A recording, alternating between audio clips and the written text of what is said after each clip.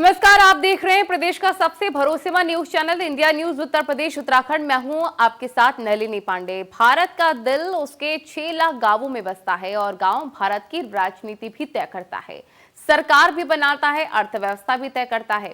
गांव से जुड़ी हर खबर के लिए हम आपके लिए एक खास प्रोग्राम लेकर आए हैं जिसका नाम है मेरा गांव मेरी खबर।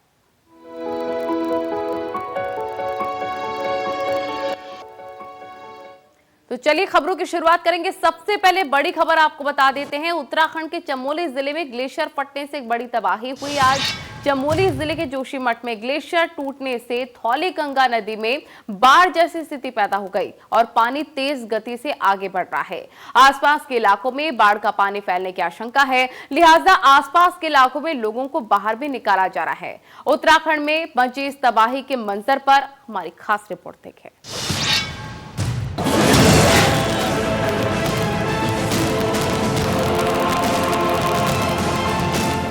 जल का तांडव, ऐसा मंजर जो रूह कपाता, पहाड़ों से मानो पानी नहीं प्रलय आ रही है, जो रास्ते में आने वाली हर चीज बहता हुआ ले जा रहा है। उफनती नदी का तांडव देख दिल सहम जाता है। ये तस्वीरें हैं उत्तराखंड के चमोली की, जहां ग्लेशियर फटने के बाद ये प्रलय देखने को मिली, जिसने 2013 की केदारनाथ आपदा की याद दिला दी। जोशीमठ के आसपास एक बहुत बड़ी दुर्घटना हुई है। कुछ लोगों के हताहत होने की भी प्राथमिक सूचना हमें मिली है। एनडीआरएफ की 3 टीमें वहां पहुंच गई है। बाकी की टीमें दिल्ली से फ्लाई कर उत्तराखंड की ओर जाने के लिए तैयार हैं। कुछ ही समय में वो पहुंचेंगे। चमोली में ग्लेशियर फटने से इलाके में ऐसी आपदा आई है कि हर ओर बर्बादी के निशान दिखाई दे रहे हैं। कई गांव बह गए, कई घर टूट गए और सैकड़ों लोग जल में समा गए। हालांकि इस आपदा से कितना नुकसान हुआ है, इसका आकलन अभी बाकी है। हम जो एनटीपीसी का तपोवन में जो पावर प्लांट था उनके मैनेजमेंट से पता कर रहे हैं। सस्पेक्टेड है कि अराउंड नॉर्मली वहाँ पे 100 वर्कर्स जो है काम करते हैं, तो कुछ जो है करीब 9-10 डेड बॉडीज रिवर से रिकवर कर ली गई हैं। बाकी के बारे में सर्च जारी है। वहाँ पे आईटीबीपी की टीम है और अभी आर्मी की टीम भी वहाँ पे पहुँचने वाली है। तो सारे के सारे मिलके सारे एजेंसीज मैक्सिमम जो है ना लोगों को रेस्क्यू करने की पूरी कोशिश जारी है। उत्तराखंड में 2013 की याद दिलाने वाली इस तबाही में रैणी गांव के पास डैम पूरी तरह से तबाह हो गया, तो वहीं तपोवन में एनटीपीसी के प्रोजेक्ट को बहुत नुकसान हुआ है। इतना ही नहीं, इलाके में चल रहे दूसरे कई प्रोजेक्ट को भी बहुत बड़ा नुकसान हुआ है और जो सैकड़ों मजदूर और वर्कर काम कर रहे थे वो भी बह गए। चमोली और उसके इलाके में जोशीमठ के आसपास बांध पर इम्पैक्ट हुआ है, वो ग्लेशियल आउटबर्स्ट के चलते हुआ है और ग्लेशियर ऋषिगंगा जो ट्रिब्यूटरी है उस पर आके गिरा है और उसके बाद ग्लेशियल फटने के बाद आगे जो ऋषिगंगा का जो हाइडल प्रोजेक्ट था वो इम्पैक्टेड हुआ है और उसके नीचे एक और भी बीआरओ द्वारा ब्रिज और साइडिंग बनाया जा रहा था, वो भी इम्पैक्ट हुआ है और जो अभी तक खबर है और हो सकता है नीचे और इम्पैक्ट हो। पानी का मूवमेंट डाउन स्ट्रीम है और obviously down stream up to Haridwar तक ही पानी आएगा, लेकिन क्या इम्पैक्ट होगा अभी कहना मुश्किल है। तपोवन में आई इस त्रासदी के बाद आशंका जताई जा रही है कि निचले इलाकों में बाढ़ का खतरा मंडरा रहा है, क्योंकि ग्लेशियर फटने के बाद जिस तेजी से पानी नीचे की ओर बह रहा है उससे नदियों में जलस्तर बढ़ रहा है, जिसके बाद उत्तराखंड के श्रीनगर, ऋषिकेश और हरिद्वार में अलर्ट जारी किया गया है। बहुत दुखद घटना हुई है उत्तराखंड में। ये प्राकृतिक आपदा है और ऐसे में बिना समय गवाए जैसे ही सूचना मिली तो हमारा एडमिनिस्ट्रेशन पूरी तरह से, हमारा शासन उत्तराखंड का सक्रिय हो गया। मुख्यमंत्री जी खुद वहां दौरे पर चले गए और और सबसे बड़ी बात यह है कि भारत के प्रधानमंत्री जी आसाम में और गृह मंत्री जी ने यहां से दोनों ने एक साथ वहां पर मुख्यमंत्री जी से और वहां के अधिकारियों से बात करके उत्तराखंड को यह आश्वासन दिया कि जो भी जरूरत पड़ेगी केंद्र सरकार वो सब कुछ करेगी। उत्तराखंड में आपदा के बाद रेस्क्यू ऑपरेशन तेजी से जारी है।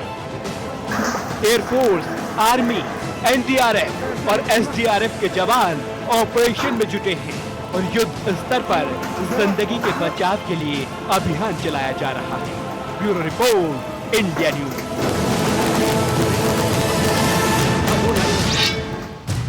तो कुछ अहम जानकारी आपको ग्राफिक्स के माध्यम से भी देते हैं, जहां पर जोशीमठ से 25 किलोमीटर दूर ये ग्लेशियर फटा है। हादसे में 150 से ज्यादा लोगों के लापता होने की आशंका है और पैंगंगा के ऊपर के इलाके में ग्लेशियर फटने की घटना सामने आई है। ऋषिगंगा पावर प्रोजेक्ट को एक बड़ा नुकसान पहुंचा।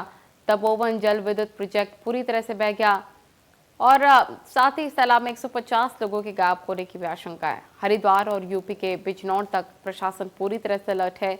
नदी किनारे जो लोग बसे हुए हैं उनको हटाने के भी निर्देश जारी किए गए। आज तबाही से जुड़ी ये 10 बड़ी बातें आप देखें।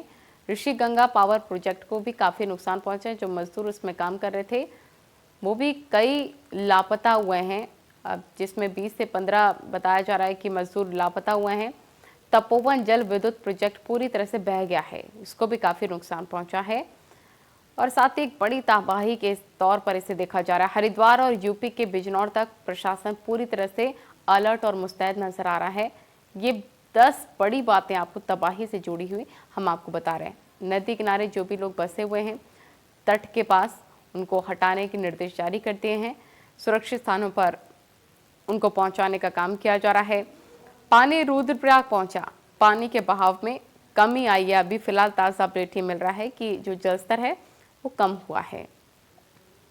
तो पीएम मोदी और अमित शाह ने भी सीएम से बातचीत की है। वहीं राहुल गांधी, मायावती ने भी दुख व्यक्त किया है। इस पूरे हादसे के बाद शोक संवेदनाएं व्यक्त की हैं उन्होंने भी। हादसे के बाद राहत और बचाव कार्य भी जारी है, अभी भी राहत बचाव कार्य चल रहा है। तो ये 10 बड़ी बातें हमने आपको बताया तबाही से जुड़ी हुई। वही जनपद बहराइच की सुजौली पुलिस और साथ ही एसएसपी टीम को एक बड़ी सफलता हाथ लगी है। सघन तलाशी के दौरान टीम को 3 महिला तस्कर हाथ लगे, जिनके पास से 18 किलो मादक चरस भी बरामद हुए हैं। बरामद चरस की कीमत लगभग 54 करोड़ रुपए बताई जा रही है। पुलिस का कहना है कि 3 नेपाली महिलाएं जो कि शातिर तस्कर हैं, इनके पास से चरस की बड़ी खेप बरामद की गई है। तीनों महिलाओं को गिरफ्तार कर लिया गया है। ये चरस नेपाल से भारत लाई गई थी। मुख्य तस्कर सरगना को पकड़ने के लिए नेपाल पुलिस से बातचीत भी की जा रही है।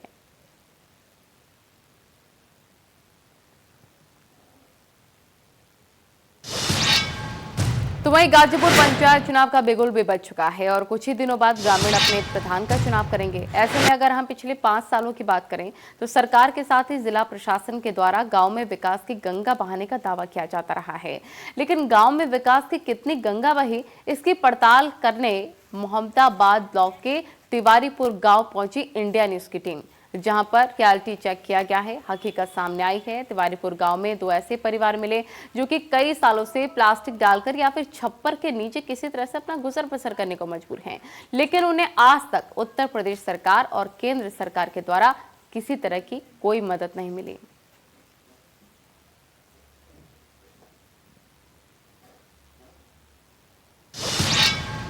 वहीं यूपी के बलिया टोकटी थाना परिसर में बीजेपी विधायक सुरेंद्र नाथ सिंह ने थाने का घेराव किया है।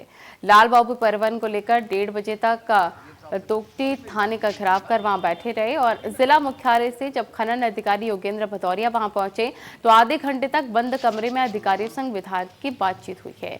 वार्ता के बाद विधायक ये कहते हुए बाहर निकल चले कि आगे से वैधानिक तरीके से ही बालू का परिवहन होगा और अपने समर्थकों संग थाने से बाहर निकल गए। वहीं पुलिस द्वारा पकड़े गए बालू लदे जिंदू ट्रैक्टर को लेकर घेराव शुरू हुआ था। उन दोनों को पुलिस ने सीज करके आगे की कार्रवाई के लिए खनन विभाग को भेज दिया है।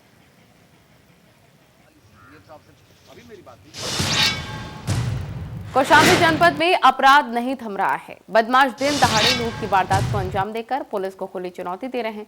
ताजा मामला कोखरास कोतवाली क्षेत्र के भरवारी नगर पालिका का है, जहां पर रेलवे कर्मचारी की पत्नी को घायल कर दो बदमाशों ने लूट की वारदात को अंजाम दिया।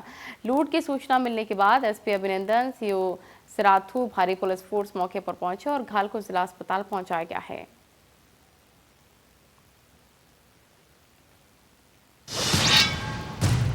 उत्तराखंड में तबाही से मुजफ्फरनगर में भी अलर्ट है। डीएम ने कंट्रोल रूम 24 घंटे खोलने के आदेश दिए हैं। किसी भी तरह की सूचना के बाद मदद मिलेगी। लगभग 2 दर्जन गांवों के लिए यह अलर्ट जारी किया गया है।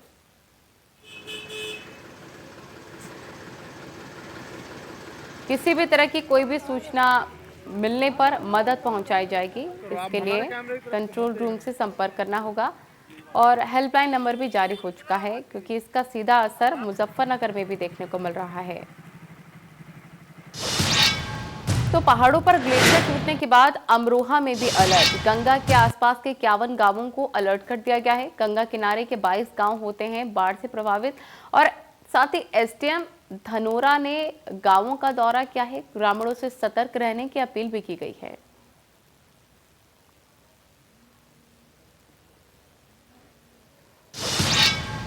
अब खबर बुलंदशहर से, जहां पर चमोली हादसे के बाद अलर्ट जारी है। जिला प्रशासन ने यह अलर्ट जारी किया है। गंगा किनारे रहने वाले लोगों को सावधानी के निर्देश दिए हैं। नारौरा बैराज पर एसपी देहात हरेंद्र सिंह ने दौरा किया है। गंगा किनारे के गांवों में जिला प्रशासन ने अलर्ट जारी किया।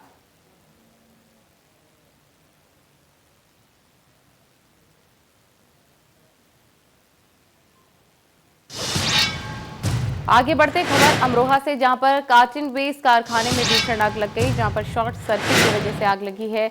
आग से लाखों का माल जलकर खाक, और थाना बचरायू क्षेत्र के गांव सड़कला का यह पूरा मामला है।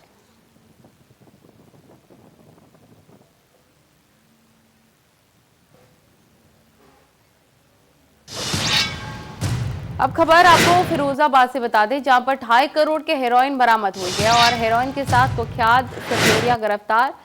एसएसपी अजय कुमार ने मामले की जानकारी दी है। पुलिस टीम को 25,000 का नकद भी इनाम मिल चुका है।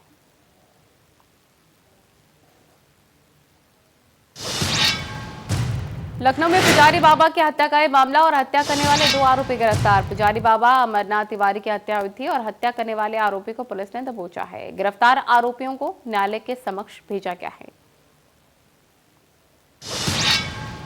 हमीरपुर में मोबाइल व्यापारिंग करने वाले युवक की पिटाई हो गई और पैसे लेन देन में लड़की से बहस करना भारी पड़ गया। दुकान के सामने लड़की ने जड़ाया थप्पड़। घटना का लाइव वीडियो वायरल हो रहा है। राजपूत वाले क्षेत्र के कुड़मंडी बाजार का मामला।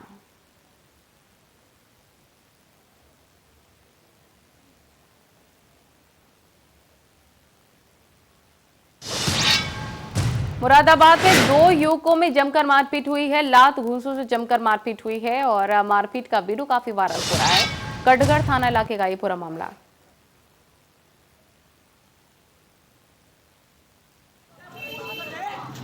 लाइव वीडियो आप देख सकते हैं पिटाई का, जो कि वायरल हो रहा है।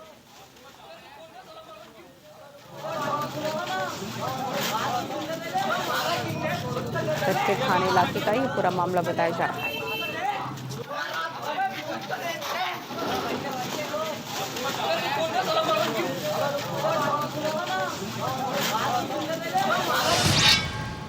सिद्धार्थनगर के बासी कोतवाली इलाके में 2 नाबालिग छात्राओं के लापता होने का मामला सामने आया है। राम मिलन चौरसिया इंटर कॉलेज में क्लास 11 में पढ़ने वाली 2 नाबालिग छात्राएं 3 फरवरी को स्कूल में पढ़ने के लिए अपने घर से गई थीं। स्कूल की छुट्टी होने के बाद भी जब ये छात्राएं घर नहीं पहुंची तो उनके परिजनों ने खोजबीन शुरू कर दी। जब दोनों छात्राएं नहीं मिली तो परिजनों ने लिखित सूचना पुलिस को दी है, लेकिन 4 दिन बीत जाने के बाद भी नाबालिग छात्राओं का अब तक कोई पता नहीं लग पाया है। एसपी का कहना है कि दोनों लड़कियों की तलाश में 3 टीमों का गठन कर दिया गया है।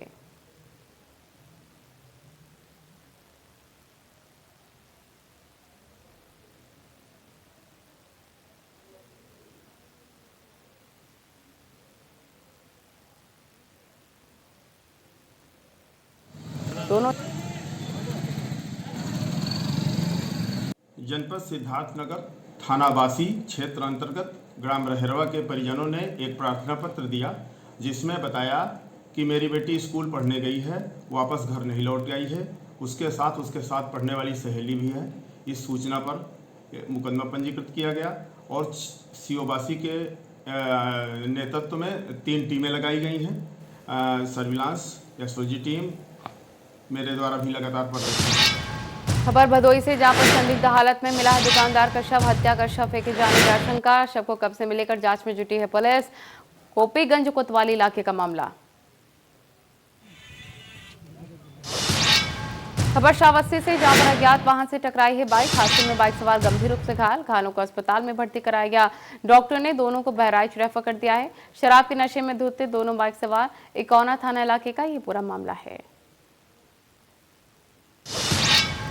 खबर जौनपुर से, जहां पर अनियंत्रित ट्रैक्टर नाली में पलटा है। हादसे में 2 लोगों की मौत। हादसे में एक शख्स गंभीर रूप से घायल। घायल को अस्पताल में शिफ्ट कराया गया है और खटान थाना इलाके का ये पूरा मामला है।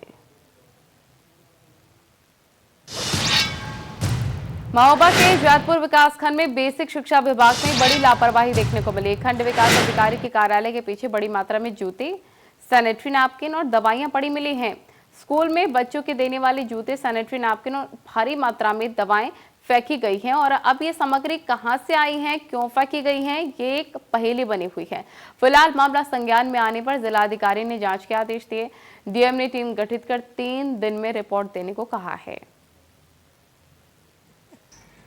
ब्लॉक रिसोर्स सेंटर जो हमारा होता है उसके प्रांगण के पीछे कुछ पुराने पड़े हुए जूते और अन्य सामान जो हमारी सरकारी योजनाओं में बच्चों को लिए होता है वो अभी पाया गया है और इसके लिए संज्ञान में आते हुए एक जांच कमेटी गठित कर दी गई है, जिसमें कि जिलाधिकारी कुलपहाड़ और जो हमारे जिला विद्यालय निरीक्षक होते हैं उनके द्वारा संयुक्त रूप से जाँच की गई है। तो चलिए इसके साथ फिलहाल इस बुलेटिन में मेरे साथ इतना ही। नमस्कार।